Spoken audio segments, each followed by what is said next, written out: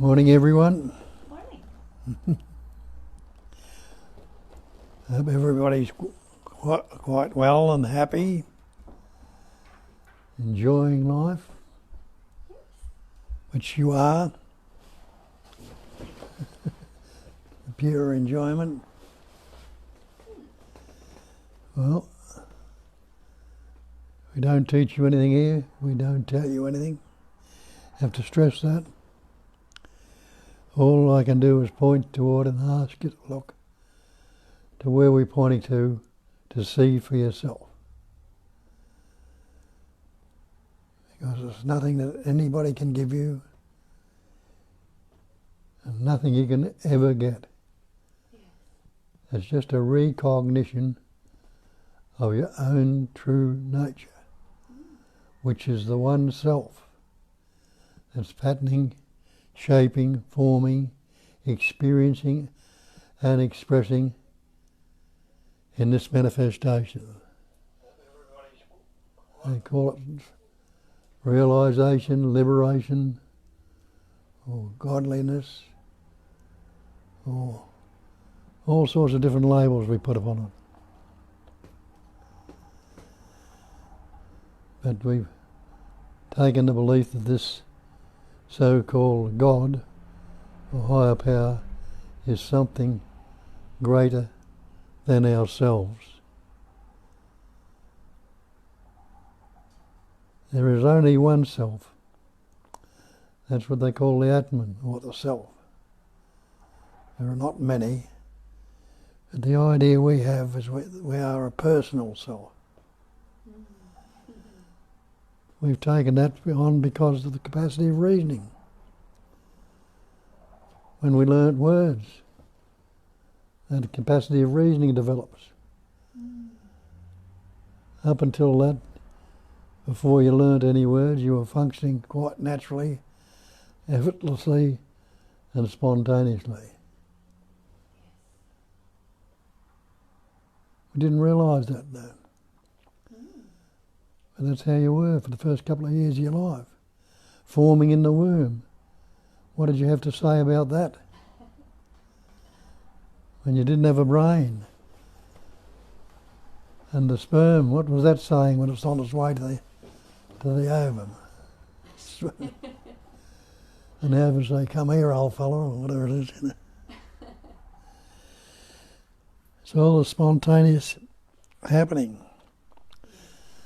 But all that sperm, that ovum, and everything else, you, me, and everything else is suffused with that innate intelligence.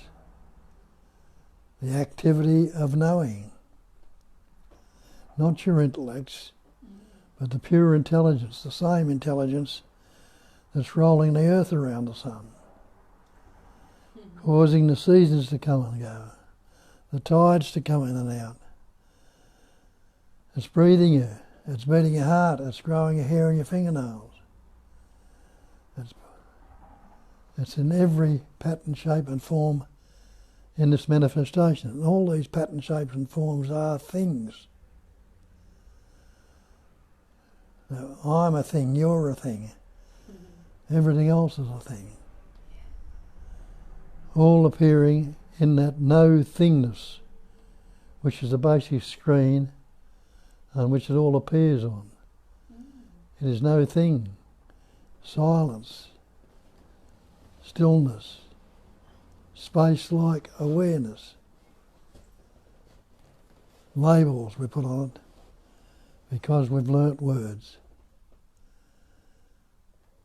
Without even having any words, as I say, when you're a little that child, when you emerged from the womb, you started to breathe.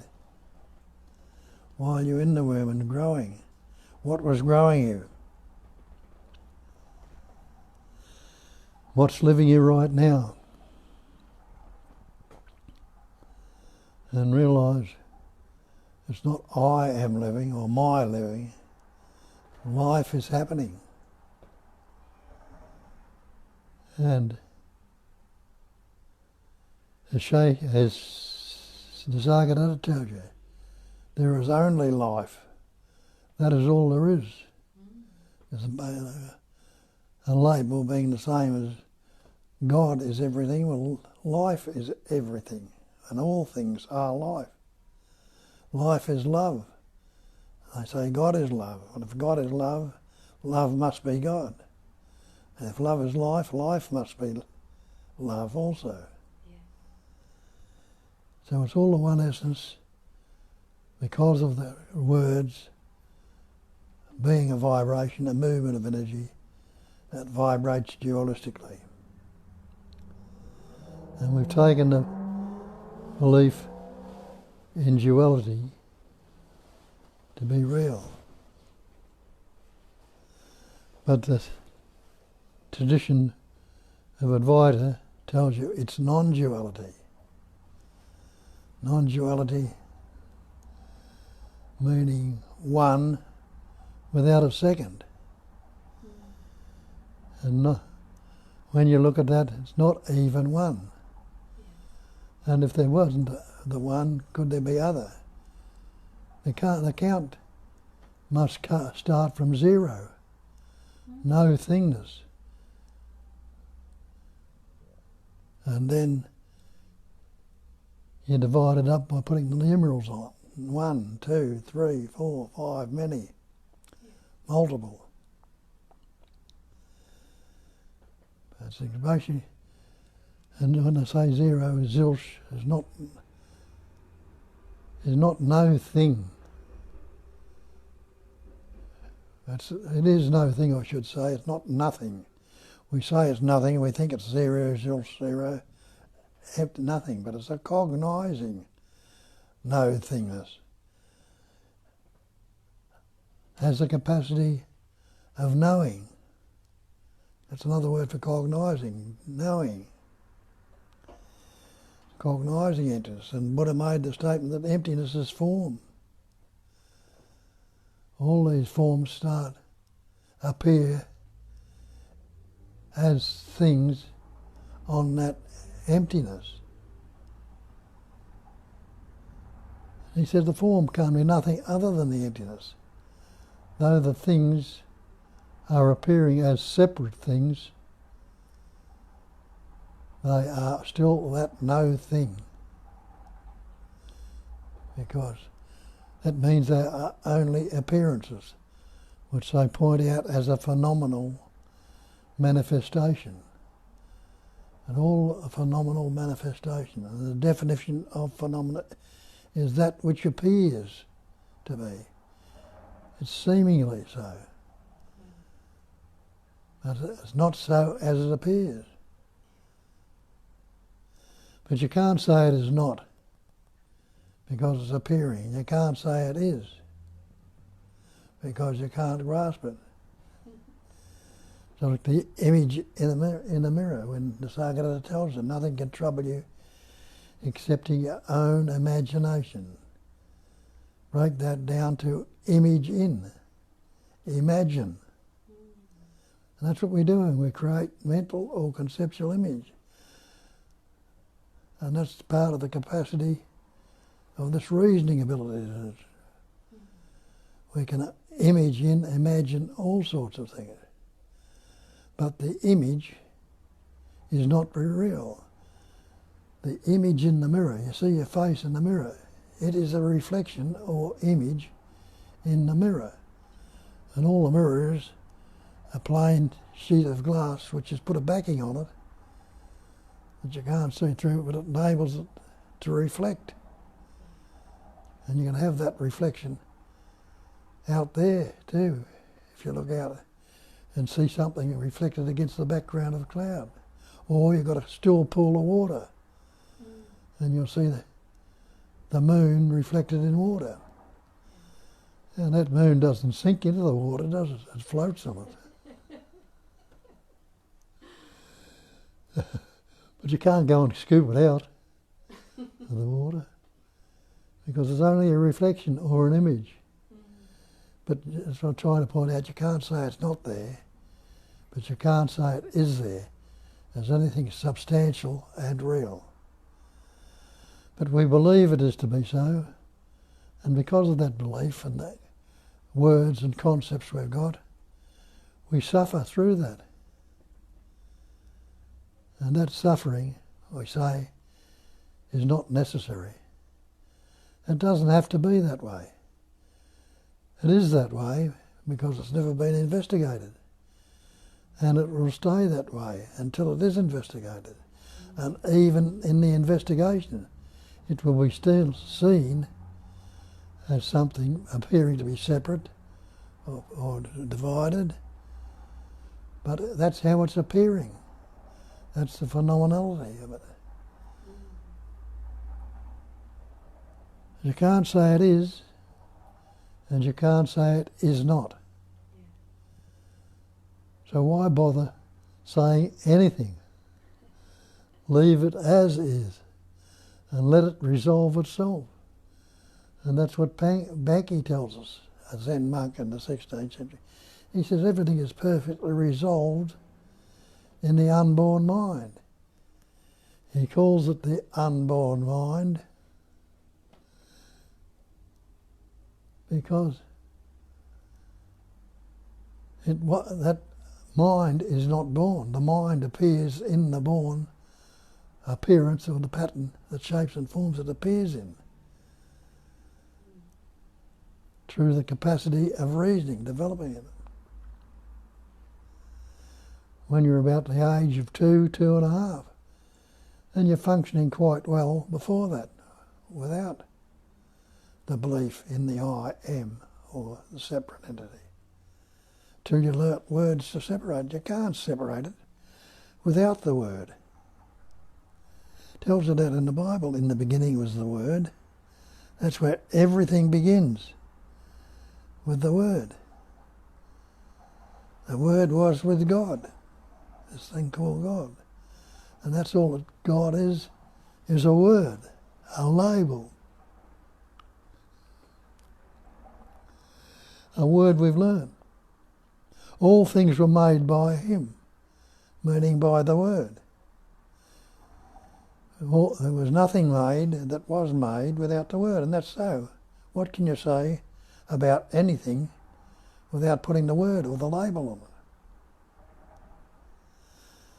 And the word was made flesh, became a body, and dwelt among us. There was that word that seemingly in these bodies that's separating us from the totality. But you are the totality.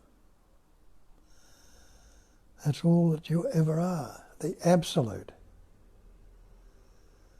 the great perfection.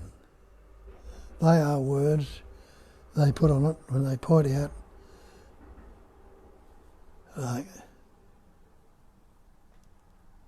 well, I had to pick it up on what was pointed to, just the same as I'm trying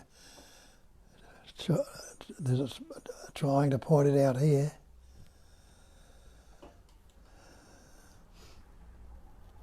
So others might be able to see it.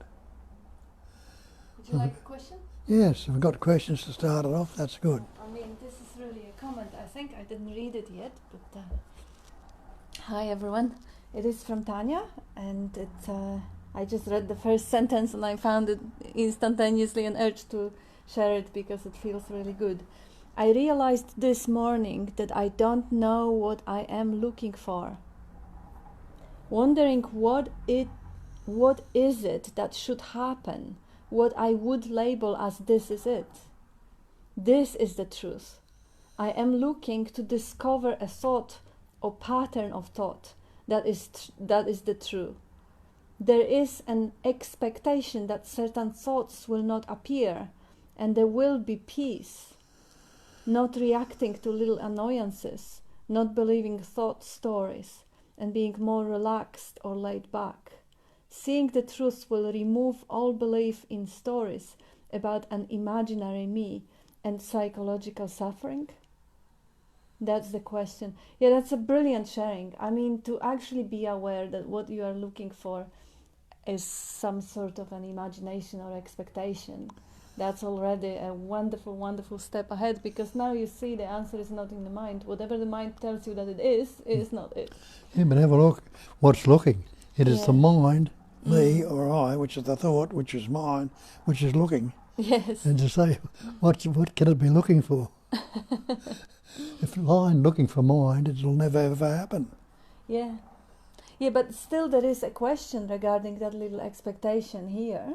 The question is, seeing the truth will remove all belief in stories about imaginary me and psychological suffering? Yes, it'll believe. The stories will still come up. The Mm. pattern, shapes and forms still appear. But what reality have they got? Yeah. Mm. If they're not being, and if they'll disappear just as quickly if they're not related to something. But what we relate to, again, we come back to relating to me or I. I am having this story, or I am feeling this, and I don't like this, or I don't want that. Mm. So we're relating to something, to the conceptual thinking mind again, a thought up pattern or idea that I am something solid and substantial. Mm-hmm. Relating to that, and relationship is relative to, Yes. and relative to or relationship is duality. And it is, they tell us in uncertain terms that it's non-dual. It is the absolute. It is the great perfection. That doesn't leave room for anything other than that to go in it. Because you add something to the absolute, it couldn't be absolute. If you take something away from it, it wouldn't be absolute. That all things must appear in that absolute, but the absolute has got no boundaries to keep it encaged in. But we encage ourselves in concepts with thoughts which are taking place in the absolute and being believed to be separate. But stay with the great perfection or the absoluteness that you are. And things, so-called things, come and go. Just like everything in the body. The heart is expanding and contracting. The breath's coming in and out. And the food's being digested. All this is happening spontaneously, naturally and effortlessly. But in reality, no thing has ever happened. How could no thing happen? But this is beautiful where, Tanya, this is your wonderful habit of answering your own questions. Yeah. For wondering, yes, so this was that she realized this morning that she doesn't know what she's looking for, wondering what it is that should happen, what I would label as this is it. What is it that I would label this is it? This is, this is beautiful. And then, right after that, she says, this is the truth. This moment as it is, this is the truth. That's right. I'm wondering who, this is it. Well, I am this, Yeah, I am. yeah. Including the realization that you don't know what it is and you're waiting for something to stick a label, this is it. This moment is the label. This is to stick the label. Stick the label on right this one. There's no other moment. It's only this one. This But is this is it. the truth. Yes. What is?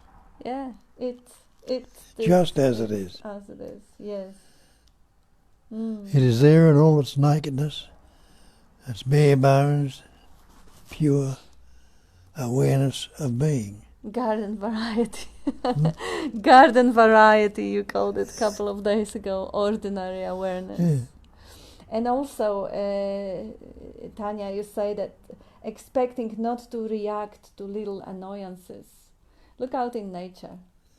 And look if the animals, like, maybe you're watching birds in front of your house. See how they fight for territory. See how they scold each other. How the little mothers scold little fathers or children amongst the magpies or other birds. Little annoyances happens everywhere in nature. It's just how long you're going to carry them around. Yeah. And reacting to that conceptual image. But responding is a spontaneous, natural function that comes up, a natural response. Yeah.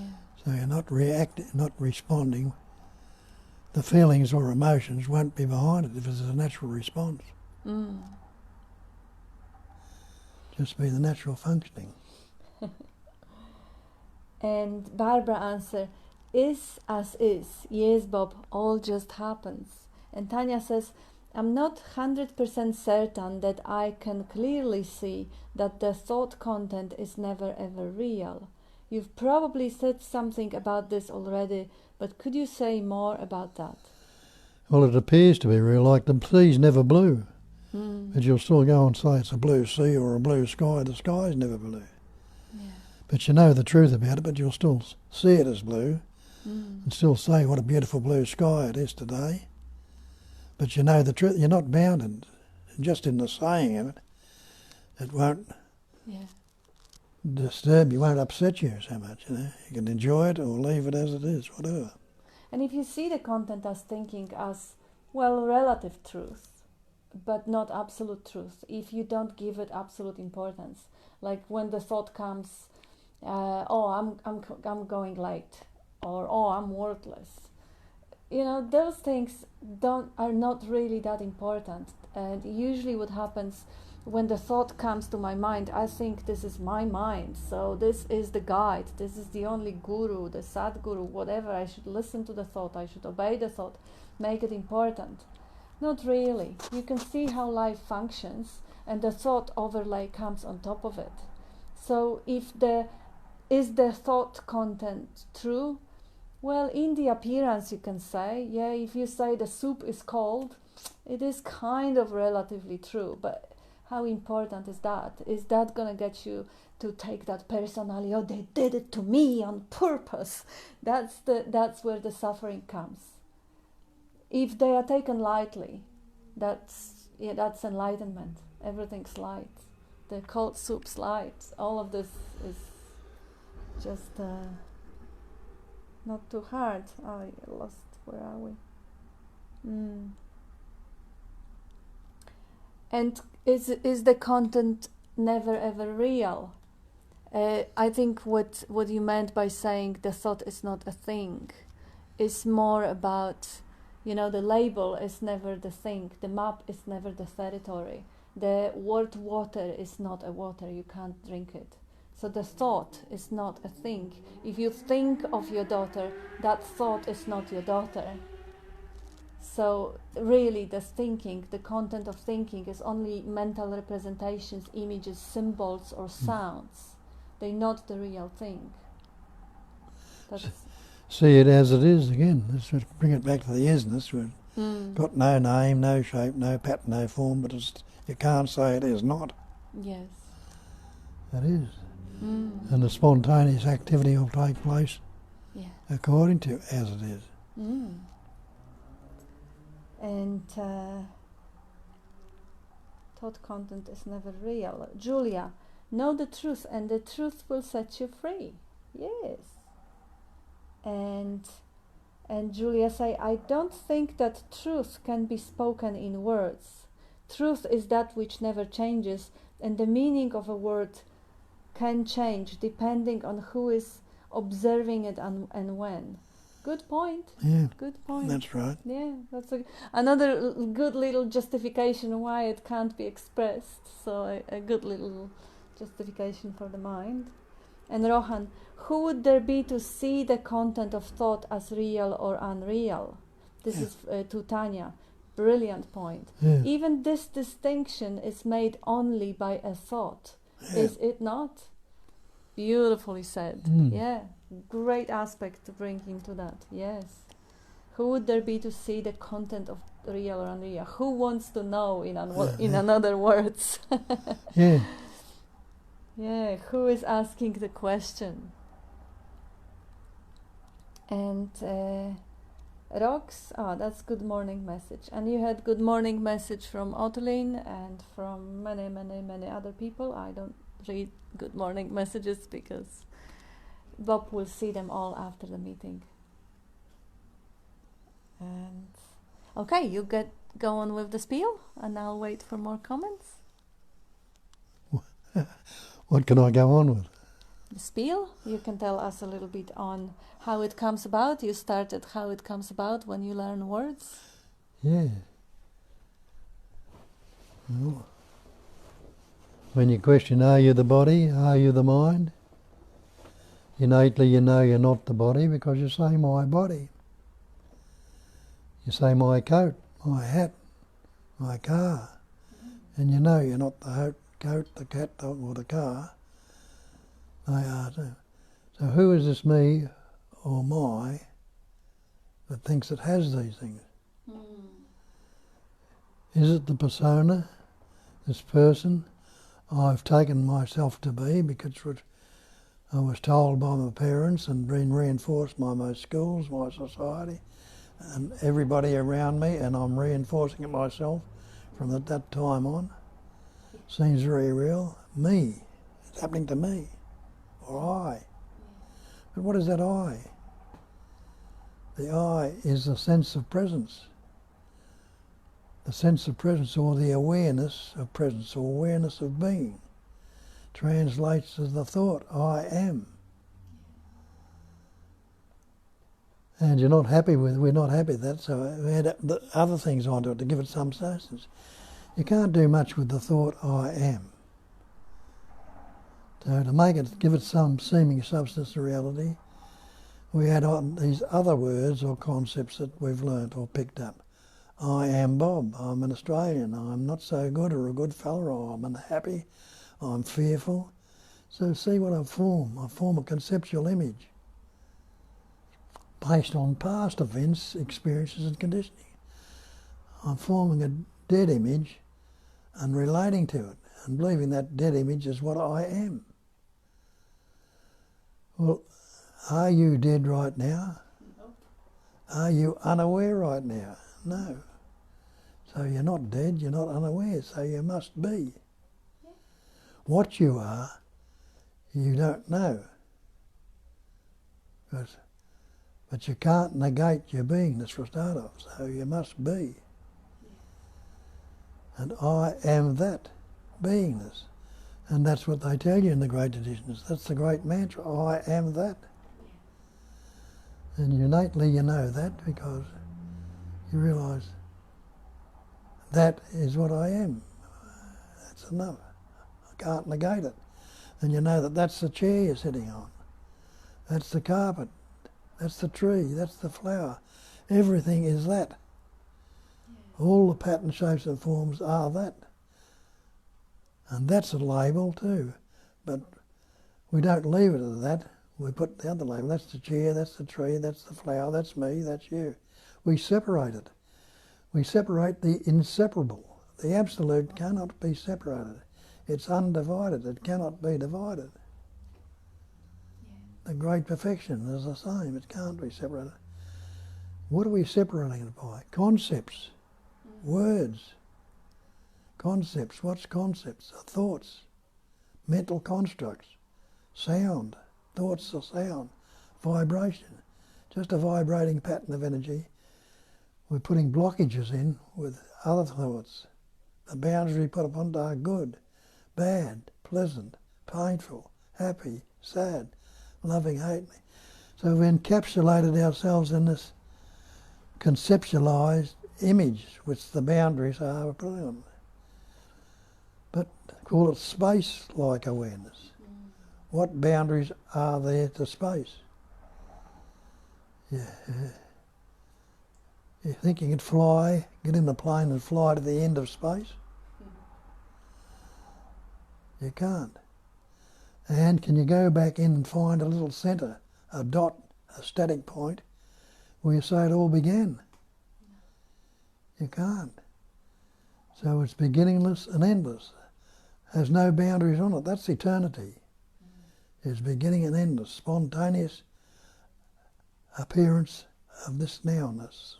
Call it now, and that's just another label we put on it. There's no such thing as now again. It's or immediacy or whatever. You can't encapsulate it with a word. It can never be found in words, yet we're doing it all the time. And we're relating to it from the viewpoint that there's an entity here, me. Instead of raising it, it is the life, or is the intelligence energy, that's patterning, functioning, shaping, forming, expressing as everything. Which we continually tell. I could continually repeat that. It's the one essence that's patterning, shaping, forming, expressing as everything. And you and I and everything else are that one. Yeah. And what is wrong if we recognise or even get a taste of that oneness, who can you dislike? Who would you hate? What would you want of the other persons? What would you want to become? And why would you want to become it? Yeah. When you are already that? And why would you hang on to these concepts or words that are keeping you separated, isolated and bound? That's the word that is the bondage. The believed in a separate self, the bondage of self.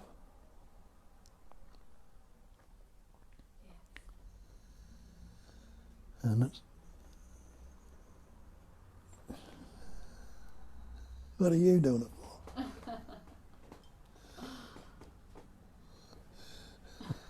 for? Won't let me do it.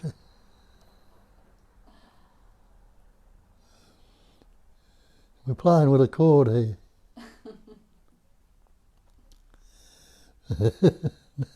That's not real either. It appears to be. Any more questions, Jeff? There is a word of gratitude from Tanya. Oh, there is one more. This is what Julia was saying about the content of the words. Tanya says, yes, wonderful pointer.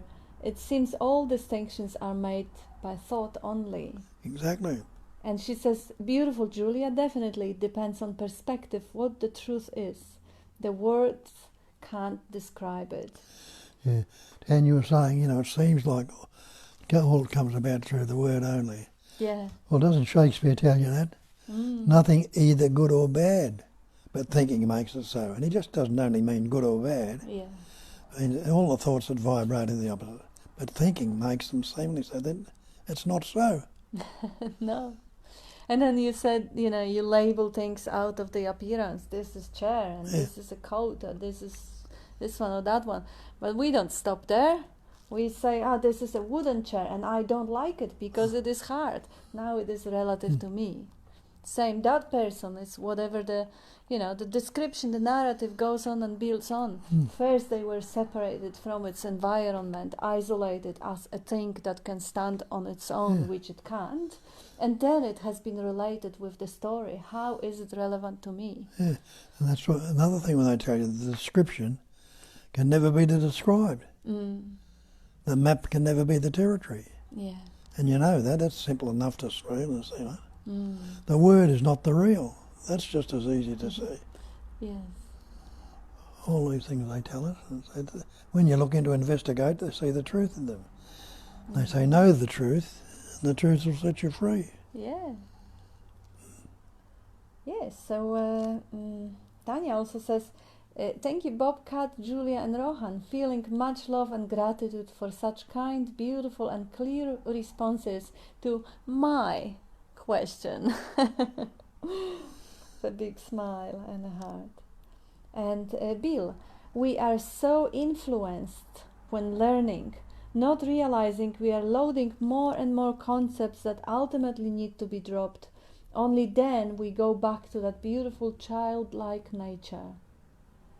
Yeah, beautiful recognition. Yeah, the concepts that are limiting has to be dropped. I mean, they can be recognized and they fall away through the recognition. There's a lot of ideas and thoughts that are beautiful and practical in use, but especially those that are relating to the self are obscuring that childlike, joyous nature. Sandeep, if all is now and present, then how does one find purpose in life? Why life? Who wants a purpose? Good point. Yeah, and what are we working towards or living towards? Well, you realise you're not happy in the state you are right now, otherwise you wouldn't be looking for words, looking for a way out. Yeah. But there must that sense of something's not right here, or I'm bound in this, or I'm caught in that, or something like that. Then, if you're open to it, instead of staying with it, you'll say, well, there must be a way out of this. There must be more to life than this. Yeah. But it's not a purpose as such, it's just a natural functioning. Like when the hen's been sitting on the egg for 3 weeks, the chicken says, "What the hell am I doing in here?" Starts looking for a way out, so it begins to peck on the inside of the shell and breaks it open and splits and comes out as a chicken. Only no it longer, doesn't say anything. no, but there's no longer any reason to stay bound in the egg. There's no longer any reason for us to stay encapsulated in this conceptual image that we believe ourselves to be. Break out. And that's when you wouldn't be listening to this if it wasn't urging you to do something about it. There are lots out there that wouldn't have a bar of this, what I'm saying. And some of them get the taste of it, but it's not all the words I'm saying. It can point you to it like all the other words. You've got to take it from there yourself, question and see whether the pointing resonates with you, and you can see through it. Like as Tanya's saying, she's seeing through it all the time, but what's she stay in the bondage for? Yeah, but that's a brilliant answer. I would not expect that. I would rather bring the fact that what is the dog or cat or elephant living for, and just learn from nature. They don't really have those issues. But this is a beautiful answer that Bob just offered, that, you're sitting encapsulated in the egg, in the shell, in the mask, in the costume of an individual. Wake up, break through, realize, just look behind, make it a purpose. Because when first things first, when you see what you are and who you are, then the question of purpose of life will be rewritten, will have completely different taste. As a human person, little limited identity, of course, look around psychology, everyone will tell you, you got the, you have the fear of dying, you need to go for the immortality dream, do something that will leave something behind, make a lot of children so your genes will be there, or write some books so the people will remember you, keep your name, this is important, you have to survive your death, make it a purpose. When you realize that who you are doesn't die, you don't need that stuff. It doesn't mean expression won't come. You may still go and write the biggest, most beautiful, best symphony ever written, but not because you want to be immortal or remembered or famous or rich, but because this is how the life expresses true. There is no agenda. Like if we are told to set goals and have agenda, or make the goals impersonal, help others, serve others. But this is all for the me to be happy. This is always an exchange. See who you are first and see how that question sits. Don't sit in a egg like a little chook. And then, once you have clarity on this, what's the purpose of your life? Breathe in, breathe out. Whatever is happening. I mean, we can write a lot of stories of what's your purpose. You could say your purpose is to eat the next meal or to... Well, I've got no say in it, if it's to have any purpose. Yeah. I was born, and I don't remember it, and I didn't know anything about I or me until the point I learnt words. But I was expressing and living till then, still am to this day, still breathing, heart beating, hair and fingernails growing. But for a long time I was bound in the capsule that I was the person, looking for a way out. Wasn't happy, wasn't necessary. Not being happy, not feeling happiness or contentment or a natural resting or relaxing into the natural being I was trying to become. And the thing that was trying to become never ever got there until the realisation dawned through listening and recognising what Nisargadatta and others pointed out over the years, that I wasn't this body mind, I wasn't this person, I was the pure being, which cannot become, can do nothing other but be. It cannot even not be. It's always being and never being. And how it became. Now, it doesn't mean to say that thoughts, feelings, emotions and all these other things in the manifestation, the pattern that I'm expressing as a so-called human being, don't come up. Of course they come up. The sea will always still appear to be blue, but the water is never blue. It won't ever be blue. Mm. But it appears to be so. So the appearance is happening here. And the different ways and shapes and forms expressed, it's still a continuity of functioning and living. It's a sort of, what do they call it? What's the word? Natural, spontaneous functioning. Functioning, yeah. It's ever fresh and ever new. And it's constantly changing and seemingly improving. Mm. There's more inventions and things like that going on, more recognitions and realisations going through science, physics and all the other conditions, more buildings, architectural and things like that. Some of them are not quite as solid as some of the old ancient buildings, but still all these things are happening in the expression through this human form, which can make it very enjoyable, but because the relationship is going on, we want something from others or don't like what the others are doing, and we cause wars and fights and arguments. It makes it continually bring itself back to nature, patterning, shaping, forming and dissolving. That's all that's happening. But the true essence of it has never changed. Yeah. Yeah, so you can just see what's, when you get out of the way, what's the purpose, what life wants from you at this moment. Is it the next meal, or is it the saving the climate? Who knows? Life will bring up those ideas if they are strong and emotionally charged and completely resonating with the pattern. Those ideas will perpetuate themselves, and you are the space for that to happen.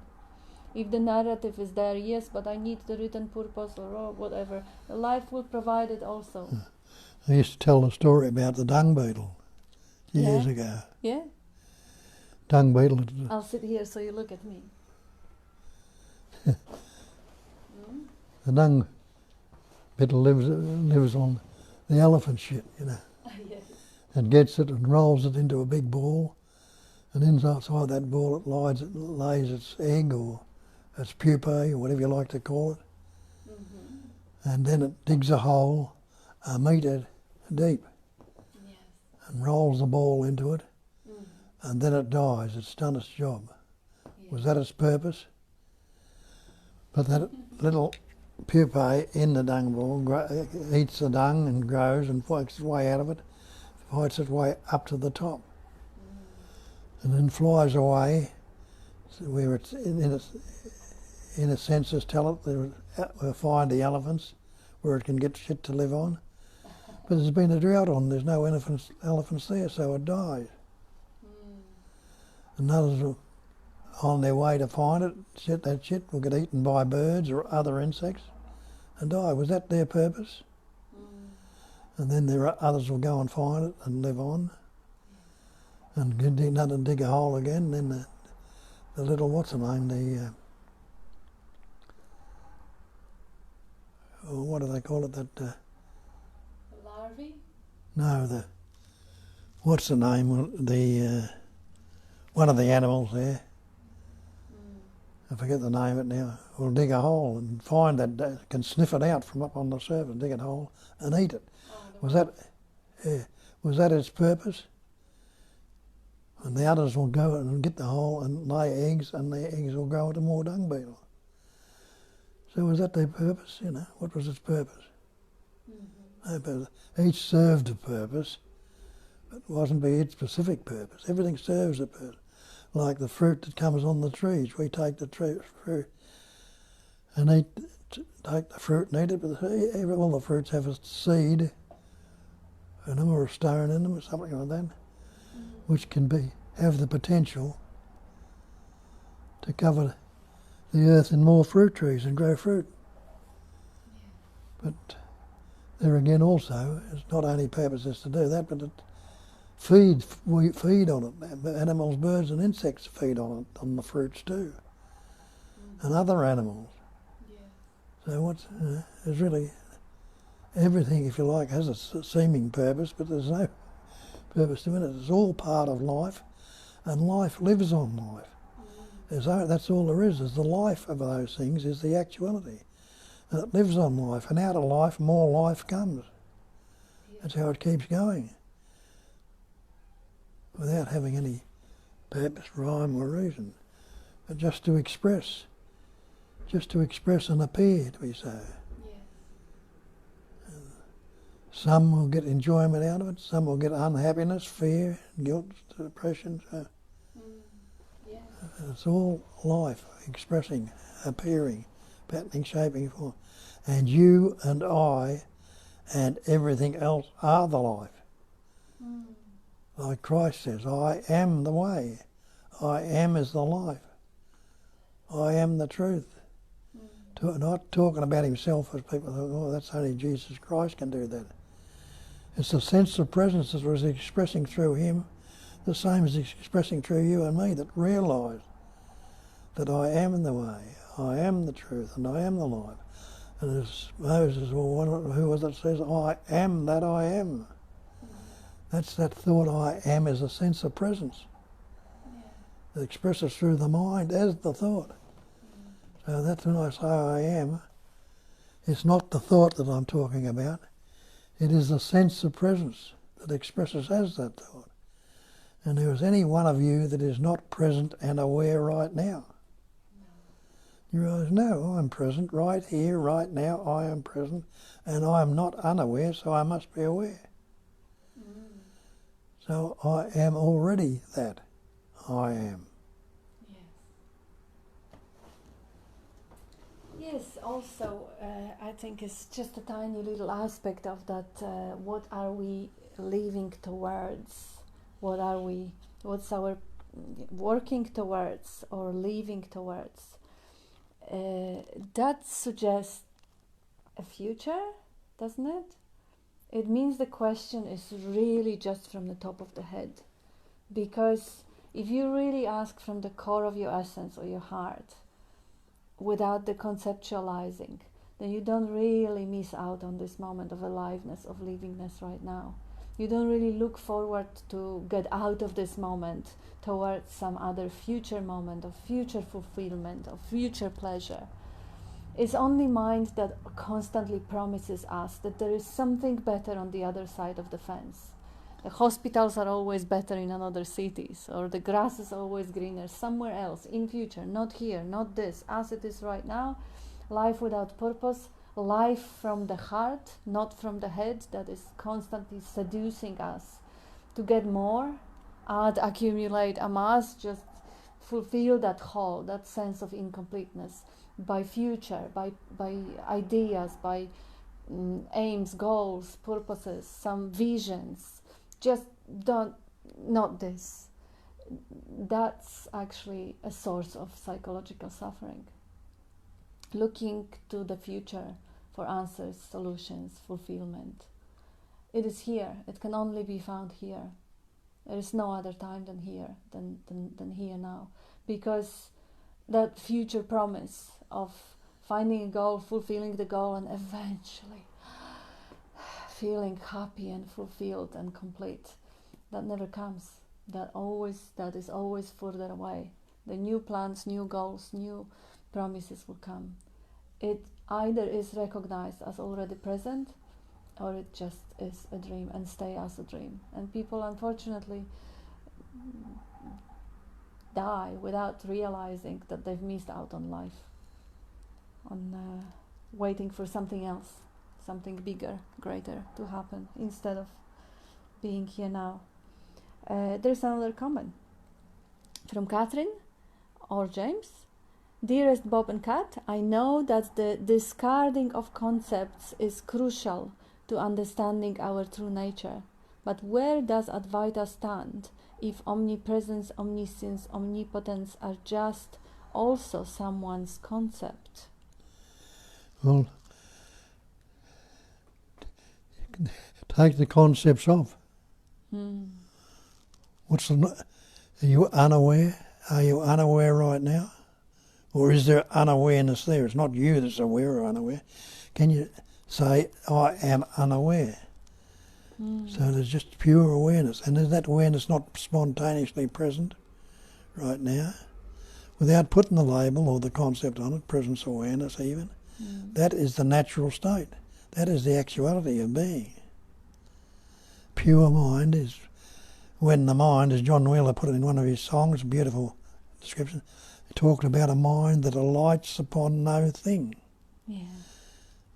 Leave the mind as it is, but not lighting on anything. It's pure, what we call pure mind, empty mind. But when we put the concepts on it, and it's got to be either my mind or your mind or somebody else's mind. Yeah, that's the point. Somebody else's concept. Who is the somebody else? Is there really anyone else? Maybe someone else is also a concept. Someone else introducing the idea of omnipresence. Maybe there is no one else. Maybe that's a figment of your dream. Maybe that's a dream character in your dream. But even say omnipresence, omnipotence, omniscience, that's total. Omni means total, absolute. Still saying it's absolute. Now, without those words, what can you take? Can you take anything away from the absolute? No. Can't anything take anything away. So it's absolute whether you like it or not. Yeah. And that's true. Every concept is someone else's concept. Like, there's not that many people who actually design or invent new words and introduce those. We most of the words we learn from others, they are agreed. And even if I will invent a new word, and I don't share it, and we don't agree on it, it's pointless. It doesn't serve the purpose. So yes, everything is someone else's concept. And what the Advaita stand is, Advaita is another concept, and Advaita stand is also another concept. There's no such thing as Advaita, and if there is no such thing, it can't have a stand. It means non-duality. Yeah. And that non-duality means one without a second. But then they say it's not even one. Yes. Because if it is one, there can always be a count going on from that. But zero, or no, there's no count. Can't even say it's one without a second. You know, there's no thing appearing as everything. Appearing is illusionary, and it's an illusory illusion. Yeah, so we invent those ideas of Advaita being a psychological, or not, philosophy, maybe a school or something, that if you want to align with that concept, then you have to do some sort of discarding. But what about concepts that it contains? It becomes all very, very philosophical, very, very heady. While the truth is just so simple. The truth is the background on which all those philosophical ideas interact through the mind. Even that, and Advaita is just a label, but even that they're not happy with. They try to separate that and divide it. Neo-Advaita, and to split it up just to say super consciousness, higher consciousness. Yeah. Yeah, I'm not quite even sure what it is supposed to point, because all those words are usually supposed to have some sort of a pointer, but the guy who actually invented it doesn't really have much of a concern about helping others, in my opinion. Anyway, Julia says, I would love to contribute with more questions, Bob and Kat, but you put an end to them. It is sometimes very hard to even think after hearing you speak for only a few minutes. I'm left with only gratitude. That's a beautiful contribution, better than a question. Yeah, we like your answers. That's nice. I mean, you can't fake questions if they're not there. That's just something to really, really celebrate. It's wonderful. Take the gratitude away and you are. You lift only gratitude, I am. Rox is answering what we are leaving towards. Rox says, find you through nature and all those questions will be answered. Beautiful. Yeah. That's it. I would even say all those questions will just evaporate like a soap bubbles. They will be so ridiculous. Like, who is there to... Yeah, who's the questioner? Yeah. The question is seen as a fiction. You can't have any question. That's right. So the questioner is a question, and the question is a questioner. So they cancel each other out. Yes. We have Brett. Hi, Bob and Kat. Wonderful to be you. This just surfaced as you spoke. And this is what he wrote. Ideation isolates. We are not our separate thoughts. We are thoughts. It's the thought itself. We are not the wave, but the vast blue ocean. We are the sandy shore, unmoving, receptive, accommodating, eternal. I am you. You are we. And winter becomes laughter. Do you see? Your words hold thunder and lightning illuminates your longing. Breathe. Beautiful. How poetic. Yeah, they're all beautiful analogies. Yeah, the vastness of the ocean is a good pointer to recognizing yourself as being already the water. Not the isolated, separate drop of the water, which Bob sometimes answered the reincarnation questions. Try and separate the same drop of water. Not the wave, big, high, tall, whatever, distinguishable. It's still a water. And another one, the sandy beach, the sandy shore, unmoving, receptive. Bob has this beautiful analogy about the river going along the sandy banks. They're not moving. The river is alive. It is moving. It is the water in the river is changing. But take a bucket of that water and put it on the shore. It won't be moving. That life will be encapsulated. It will start rotting. That's what we do when we put the conceptual image of it. I am an introvert, always and ever. And I am whatever, the woman, Polish, or Aquarius, or Scorpio, whatever. And that label just is like that bucket. And it's dead. While we are totality. Yeah, we are everything. We are good, bad, pleasant, all of it. And nothing at the same time. Marvelous Bob, that's Alvaro says. And Rox, it is all just here. Hallelujah. Who's it? Roxanne. Oh, good. Hallelujah. And Nick, I find now here that easy is right. Why fight and struggle after all? It's a lot of pointless effort. But it wasn't always like this. During decades of resistance, nonetheless, I am is not lazy, not idle. Energy arises and not idle nor not lazy nor idle. Energy arises and subsides. Never know what's going to happen next. Wonderful mystery to be present in and us. Yes, enjoy. Yes. Enjoy. Yeah, you are present as mystery, in mystery. Beautiful. Yeah, and it is wonderful. And so nice to actually recognize, see how it is almost useful to have that decades of psychological suffering and struggle and fight, because once it drop off, there is when the full appreciation of the effortlessness of cruising with life rather than going against the stream. Otherwise, it wouldn't. That's why a lot of people don't even really look into penetrating through that false concepts. Yeah. As you say, when they start going with the stream, it's much more simpler.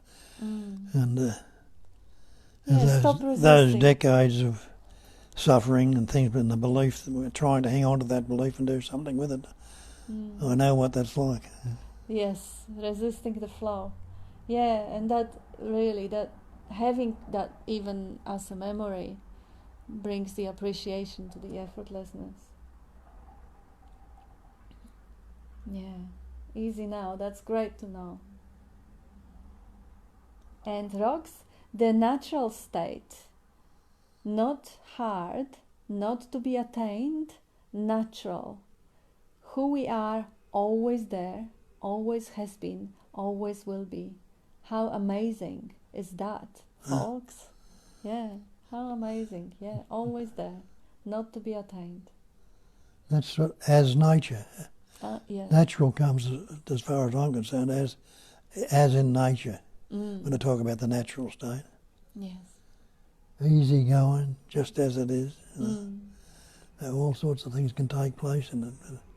Yeah, and it's always there. It resolves itself. It can't be found in the thinking, and it can't be found somewhere outside. It can't be reached because it's not it. It is already here, breathing you. So how can you find it in the ideas or in practices or in future? It's natural. It's nature.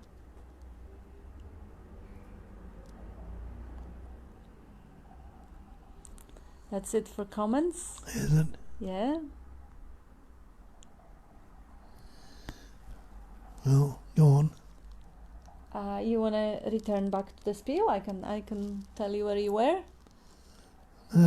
You can say a few words now. I'm saying almost as much as you're saying. Okay, we've got Armanath. No concepts, questions, words. Not the questioner or conceptualizer. Mind is a notion.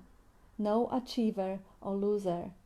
That's right. That's exactly it. Yeah. Yeah, no concepts, no achievers, no losers, no questioners.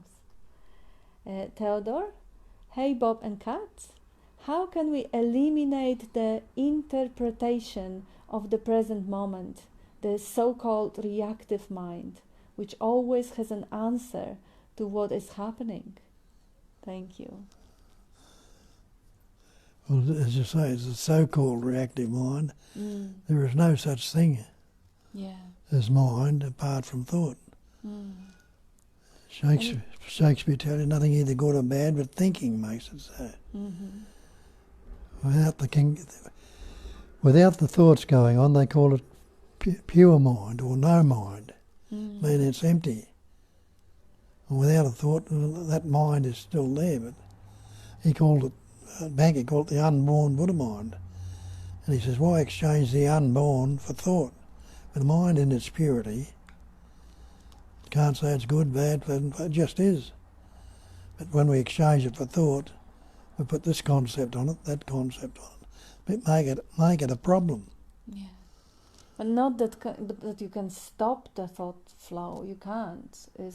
The freedom is not in eliminating anything, because the elimination, and even as the question suggests, will happen through the method in the future.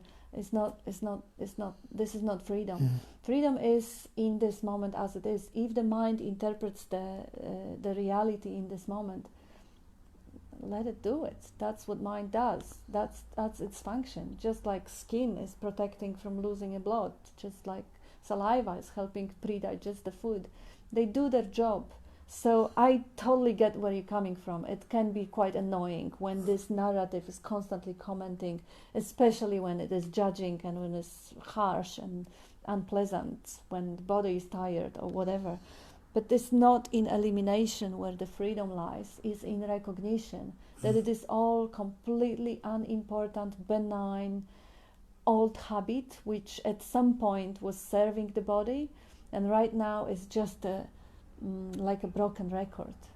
It just... An unfixated awareness, not fixating on any of the thoughts or concepts. Yeah, that's the way out. As John, as I pointed out earlier, said, he talked about a mind that alights upon no thing. Yeah, we've been there. You said that. Yes, I know. I'm just saying it again. I'm saying the same thing. Okay. It's not fixating on anything. Okay. The mind is not fixated on anything. It just doesn't like a butterfly to light on on a plant, but it doesn't stop anywhere. Mm-hmm. It just comes and goes, left as it is. Yeah. Not fixated on, can't cause any problems at all. Yes, so one could even say that this is a kind of an answer, like how do you so-called mind, which always has answer, eliminate. You don't eliminate, but you just don't fixate on it. When that interpretation or meaning comes, let it just flow through you. Let it come through one ear and get out to the other, just the way husbands listen to their wives. Yes, so that's the freedom. Just let things be exactly as they are without needing to change anything, fix anything, alter anything, modify or correct anything. Just let them be as they are. Only the clinging, only the obsessing, only the following that mind stream is what causes the discomfort and suffering. So recognition already breaks that habit of following to a certain extent. Further recognition breaks it completely, because the more you see false as false, the harder it is to make yourself believe again that it has any meaning, or it is serious, or it is true. It's like no thought is true. It is not. Initially you can see that about 1 or 2 or 3 thoughts, and then as you keep investigating, it just makes it so obvious that there is no thought that can ever be true. And Nick, hence the heavy concept of purpose fell away for a me, and seems second to the simple priority of just being aimlessly present in the river of life. Beautiful. Yeah. That is beautiful. That is the answer that we had before on the purpose. We've already had few people pointing to the same. Roxy was pointing the same thing. Yeah, heavy concept of purpose fell away for me, and seems second to the simple priority of just being. That's just so well said. Simple priority of just being. And then whatever is the movement of life to be done is done. And Rox, can you talk about your experience of when there is unwellness in the body? I had a bout recently. I watched the thoughts and actions happen spontaneously, but there was a hook at times when I was feeling unwell. Could you comment? What's your comment, about being unwell for one or the other reason, having physical discomfort, pain, or sickness? It's just how it is in the moment. Yeah. And don't take me wrong. I mean, sometimes he steps on that really, really painful knee, and comes with it. It's not that suddenly you're immune to any sensations from the body. Yeah, it doesn't hang around. If it's not fixated on, it must move on. Yeah. The more it's fixated on and hung to, the worse it seemingly gets. And it's almost for granted that if we're gonna hang around as that human costume for a bit longer, then we will experience a little bit more of the seasons, a little bit more of the winters and the summers and the sickness and the health and the hunger and the being overfed. All of it is part of that human adventure. So yes, it is. It may. I'm sorry that you've been going through unwellness. It may get annoying, uncomfortable, and it may be hooking also. I mean, the thoughts, maybe the resistance, the reactiveness to it may be part of it. So you just step back and see the whole pattern. Yeah. Yeah. This body's not functioning 100%. No. Oh. No. But it's no big deal anymore, Yeah. It will or it won't. That's right. Get worse, and if it gets worse, it'll seemingly worse for a moment or two, but then the worst becomes the norm if you stay in it long enough. Yes. And Amarnath, we want to become special always. We are everything not the special ones alone. If we don't compare or bring time, place, person in presence who we are, we cease to exist completely. As we advance in sadhana, we are existence in itself. That's from Ramana Maharshi.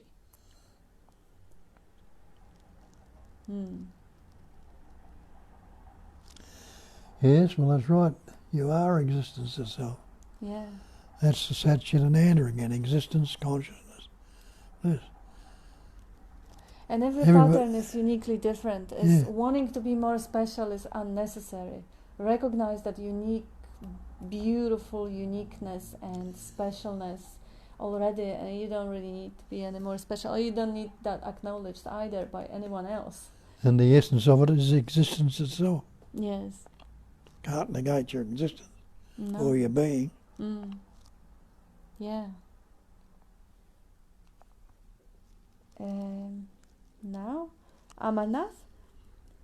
Habits, memories, impressions are chief obstacle on path of self-realization. This is from Ramana Maharshi. I don't really know if that's true. I mean, he's probably had some sort of a different definition of what the. I'm sure it was true in his experience, because he had different definition of what was habits, patterns. I don't think he was believing that breathing, which is a really helpful pattern, was an obstacle in self-realization, or whatever, eating habits. Yeah, we have to be careful with quotes like this, because they always need disclaimer, because suddenly then you have people who become believers that they have to get rid of all the patterns, and become what? Like, if there is no patterns, there is no expression. Yeah. Habits, memories, impressions are chief obstacles of path of self-realization. First of all, there is no path of self-realization. It is instantaneously either now or is not.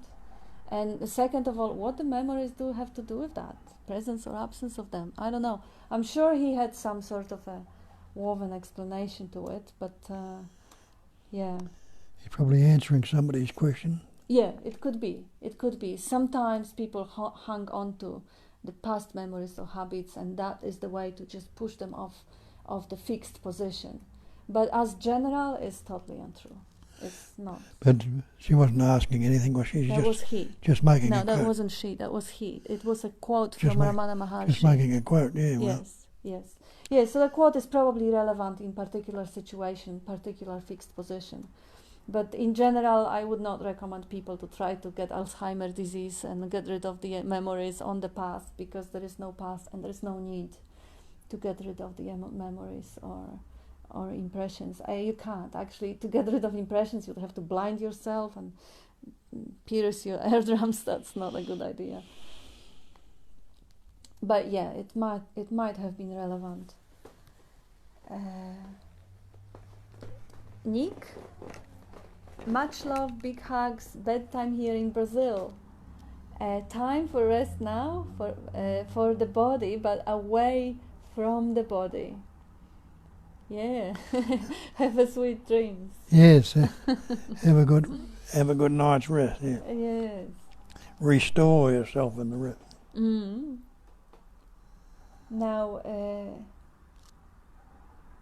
Rox says thank you for talking about the the experiences of being unwell. I knew it, but good to hear it from you both. Yeah, I know you know it, and I know you don't. You wouldn't really go to the place of any sort of self-punishment or guilt, because you're beyond that. Amarnath. I is beyond I am, dualities of healthy or unhealthy, body, mind, but the supporter of both, like spoke of will. I is beyond I am, but the supporter of both, like spoke of will. I am is a supporter of both. Of what? Of both, duality. Yeah. Yeah, it's kind of a necessary condition for any expression to happen, yes.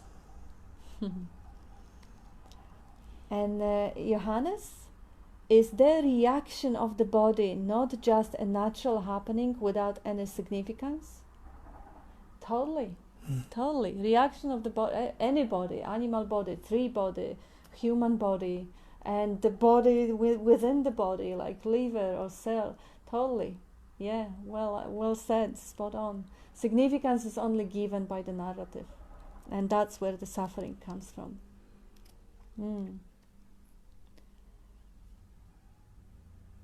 And even the reaction of the mind as well, the same applies. If the reaction to whatever, seeing a rat or seeing a neighbor is particular, it can still be a totally mechanical conditioned reaction. And if the narrative follows, and that narrative is not given much of the importance or recognition, there is no suffering also. Amarnath, conditioning is the meaning behind habit, memories, impressions. Yes, you identified rightly, this was the answer. We are beyond conditioning or non-conditioning. Thanks for this. Yeah, great you clarified that. Thank you. And that's it for now. Is it? No, it's just it for with the questions and comments. So maybe you want to go back to the spiel and tell us about things having or not having the independent nature, like the body, the elements. How did the body come around? You told us about the sperm and ovum, but then it grows up and it gets, the identification comes with it, with the learning of language. The capacity of reasoning develops when it learns words. Learn words from your parents. And that capacity of reading, very useful, more developed in humans than what it is in animals and other insects and birds, but they have other capacities which are more developed than our capacity of reasoning is. An example is like a bird's got eyesight much better than yours or mine have ever be. Yes. And they can fly, we can't do that. But through the capacity of reasoning, we can make ourselves eyeglasses and binoculars, telescopes to see through, planes to fly and balloons to make us fly. Yeah. Chameleon can change colour. We can't change colour. We can put makeup on, we can dye our hair, we can put the colourful dresses. Yeah. That's the reasoning. Trying to do it with the reasoning, but not in the natural skin colour. Oh, we can get a little bit of a suntan. Yeah, that's all the workings of nature. So animals have those capacities of changing colours. Yeah, doing all sorts of things like that, but they can't work it out in the mind. No. So they haven't learnt the words. We've learnt the words, put meaning into the words, take the meaning to be real. How did I say? The map's not the territory. Yes. The description is not the described. So what we're trying to describe here is not its description. And you see that. You see when you're going down the road, you'll see signposts on the road pointing you to a certain destination. But the destination written on the label is not the destination until you get there. I'll sit here so you look at me and everyone see your beautiful eyes. Yes? So what was I talking about? The signpost. It's only a point. Oh, we're talking about the capacity of reasoning, wasn't it? And that reasoning is a very useful capacity, and we've worked out so many things with that capacity: science, physics, and astrology, all these things, architecture, and all these things we work out with the capacity of reasoning. But working out the meaning to life and the purpose of life can't happen. That's right. Because it's trying to find the purpose of itself. It can't. Like blood trying to wash away blood with with blood. Yes. You can't do it. Mm. So all the practices and all the things we do can be very helpful in a lot of ways, Yes. but it never gets you to recognising your true nature, Mm-hmm. which, why would that be? Because you're looking for something that you already are, Yes. and it's futile, isn't it? Completely. And it translates as the thought, I am. Mm. I am is the sense of presence, expressed as a thought. But I am is not I was. Mm. It's not I will be, or I have to be, or I want to be. It is. I am is right now. Mm. You can't negate it. Yeah. So that which I am seeking, Mm. I already am. The seeker is what is thought. Mm-hmm. Just the time that the thinker is what is thought. But there is seeking, there is seeing, there is tasting, there is touching, there is smelling. That's the actual functioning that's going on. ING gives it the ing on it, gives it something that's happening right now. When I say I think, I formed a subject, a thinker. Mm-hmm. Instead of being that pure I amness, it's now me. Bob has become the thinker. Mm-hmm. And the thought I'm thinking has become the object. I've got to find this thought. Yes. I've got to find where it comes from. What is it? Who am I? What am I? Mm. But simply look at it. Can there be a thinker, a thought I think, without thinking? No, thinking is the thought I think. Mm. So there can't be without thinking. So thinker and thought, subject-object, duality, Mm-hmm. are fiction. Mm. But the thinking is the actuality. That's going on right now. Same with seeing. You're seeing right now. The thought comes up, I see. And I say, you're seeing. You say, I see. Who is it that's seeing? Mm. It's a thought, a conceptual image. It's me, Bob, the Australian, that's thinking, seeing. Mm-hmm. That's a conceptual image. Yeah. But can there be a subject, a seer, without that seeing? Mm-hmm. And can there be what's seen without seeing? Yes. So seer and seen are contained in the seeing, just like thinker and thought are contained in the thinking. That's right. The same goes for feeling, hearing, tasting, touching, smelling. The ING is something that's going on right now in the immediacy.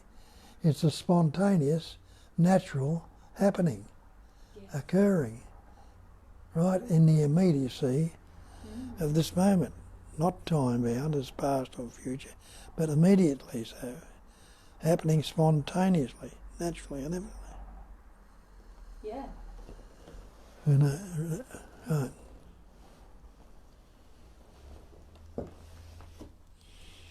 I got pretty lucid comment from Tanya here. So, it doesn't matter what thoughts appear. Even if they are about me, it doesn't mean there is a separate me. Mm. Beautiful. And you see when you say it doesn't matter. Yes. What's matter? Solidified spirit. Mm-hmm. So we call it a spiritual search we're on. Yeah. Spirit is the essence, very subtle in the essence. Matter is a solidified spirit. So when you say it doesn't matter, you're still back in the spiritual. Yeah. You haven't changed it to the material person that thinks it's got to do something about it. And let's say it doesn't have to matter. No. Because, if you say me and you believe there is separate me, it's a consequence to that belief. It's just like if you believe the thought comes up that the earth is flat and you believe it and you won't be traveling around. Or the thought comes up about the Santa Claus, it doesn't mean there is a Santa Claus. When the thought comes up the sea is blue, it doesn't mean it is. Yeah, it's a beautiful, beautiful reminder, very simple, that yes, if Even if they are about me, it doesn't mean there is a separate me, of course. If the thoughts are about the monster under the bed, it doesn't mean there is a monster under the bed. They mean absolutely nothing. Thoughts have no meaning apart from the energy of belief giving them substance. That's right, the energy of belief. Yeah. So that's another word. We put the believe in it has some energy of itself. Yeah. But the word's not the real. It's not the thing. The belief's not the actual. And when we say energy of belief, we mean the same energy which we later on call intelligence energy or awareness or God or consciousness or whatever. The labels is never It's the one energy that's patterning, shaping, forming, experiencing as everything. Just one. You can call it God if you like. And now Amarnath says, as long as thinker is absent or identified, thoughts are powerless without belief or meaning given. That's right, meaning giver. As thinker itself is a thought or illusion. Yeah. Thinking happens naturally, effortlessly, spontaneously, without identification of body-mind complex. Thinking belongs to world, universal mind. I am beyond the universe, beyond mind. That's right. And Johannes, that what we are is before everything that is appearing, therefore it couldn't be perceived. Yeah. Very, very well said, very well put, yes. That's another little explanation for the mind. Because it appears before the mind, it can't be perceived by the mind because it already is. It already is when the mind appears. So but of course, there's no perceiver to perceive it. That's right. Perceiving is going on. And there is no time either of appearance. But it's still a good little piece of logic for the mind to shut up and get off the picture. At least that's what Julia likes to use as an explanation why the logic sometimes really works and shifts. It doesn't matter what the thought appears. From Tanya, Rox is answering. The thoughts are not the enemy, part of the whole. Getting on the thought train is the problem. Thoughts can be very useful. Yeah. So they're not the enemy, but they can be very self-destructive when we believe that they have some power. That's right. So getting on the thought train is the problem, as if we are real, as if they are real. We can love those thoughts and wave them off on the train. Beautiful. Love them, appreciate them. They're like little creatures of the Absolute. They are also a creation. They are also a children of God. So you just treat them as such. Oh, a little idea. Oh, sweet. But don't take it on board. That's the freedom. JK, so what to do about seeming others that are seemingly suffering? Whatever spontaneously comes up. Yeah. The thing is, choice what to do comes up when the situation is there. Like there is no natural response. Yeah, you may see a hungry man on the street and you may be moved to take him to your home. Another day you may see a hungry man on the street and you may be moved to buy him a dinner. Yet another day you may completely be overloaded. Attention may be completely overloaded somewhere else and you won't even know. And there is no right or wrong thing to do, because which state your attention, your heart and your mood is at the moment is a collaboration of all the universal forces included. So it's not in your hands what you're going to do. You just stay open and find out. Another person suffering, let's see what the body is going to do. Let's see what's the response comes fresh and new in the moment. We can, of course, we have social norms and standards that, we have Christian norms and standards, feed the hungry and so on. And if that is how life brings up the ideas of what to do, perfect. Following the norms or standards or religions, perfect. That's always what's happening and how it's happening.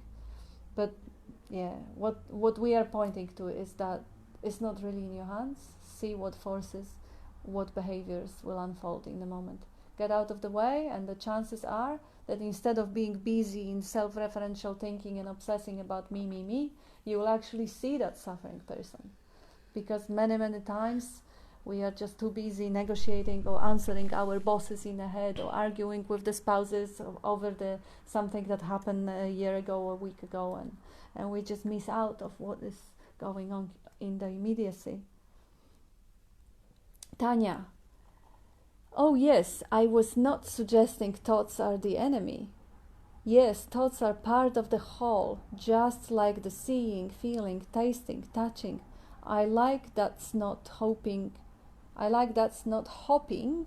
on the thought train, giving them a nice wave and not clinging or rejecting, leaving them as is. Exactly, yeah, beautiful. And Julia says, I resemble that. Amarnath: no sufferer, so also suffering is only apparent, absent in absolute consciousness. See appearance as appearance. Another way of looking at suffering of others, I think the most honest, and that's again coming from I don't know where, way to deal with suffering of others is actually ask them what they need, because there is so many situations and people and systems that are doing what they think is good for others, and that causes only more suffering. So you see the suffering, you moved to offer service or help, wonderful. Ask, let them be guide, let life guide you through them. That's the way. And Amarnath: oh, no sufferer, we've seen that already. Only apparent absence in absolute consciousness. See appearance as appearance. And of course it is not to discard the suffering, which again is not in our hands. It's not that you see someone being hungry or sick, or someone who just hurt themselves emotionally over a trauma or something, and you say, no, this is just a dream, I'll go and get an ice cream. No, it's probably not in your nature, because you wouldn't be here. If you're here, you probably taste the suffering and you have developed enough empathy to even ask questions about serving others. And there would be people who do have that type of attitude, and that's also life. The sociopaths and people who do not empathize and who don't have capacity or even delight in harming others, they also live. They're not the doers. They didn't choose to be this way. And now I think it's time, because I can see thank you all from Amarnath and from Tanya. Thank you, lovely expressions of the one essence, especially Bob and Kat. And lots of love to you all. And thank you for your contribution. Yeah. Very good. Thank you, everyone. Thank you for being here with us and asking lucid questions and giving beautiful answers to them. And seeing through it and enjoying with us. Still only the one. Only the one. Through all of those eyes, through all of those mouths, that one life, that one essence is speaking, dancing, interacting. Thank you. Thank you all. Love you. Thank you all, and love to all. And James and Catherine also, and David and Roxy and GK and everyone, and Rohan. And yes, I'm not going to be reading all the names. That's yeah, thank you all.